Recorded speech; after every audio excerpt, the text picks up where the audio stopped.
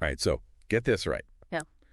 We are diving deep into Week 8, Eagles, Bengals. And, going into this, I thought... This was a good one. I thought, this could be a close one. But then... Not even close. No, not even close. This was total domination. Total domination. Yeah. So we've got a bunch of sources here. A lot of people are talking about this game. Everyone's saying... A lot to unpack. Yeah, Eagles dominance, blah, blah, blah. But we need to break this down. Like, how did they pull this off?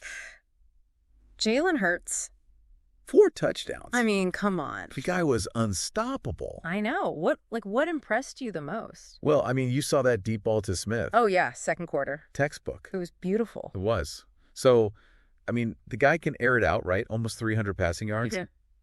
And then he can turn around and run for 2 touchdowns. Yeah. Keeps the defense guessing. Sure. Bengals had no answer for him. The Osses are saying 20 of 26 passes completed. Yeah. Oh, yeah. That's a completion percentage that really shows you where he's at this season. He's really come into his own. He has. He's poised, making smart decisions, executing. Like you could see, watching the game, the Bengals getting frustrated. But, while Hurts was doing his thing, Saquon Barkley, over 100 rushing yards. Oh, Barkley. Did you see that coming? Well, Barkley's always been a powerhouse. Oh, for sure. But this game really showed his strength. The guy was breaking tackles. Left and right. Yeah, wearing down that Bengals defense physically, mentally.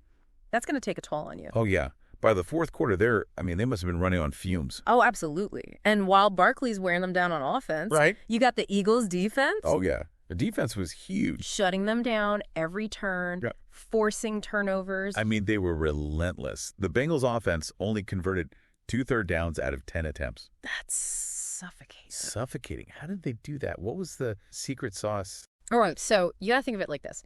It was a team effort. So the defensive line, right? They were all over Burrow all game long. Didn't give him any time to think, any time to make decisions. Pressure. Exactly.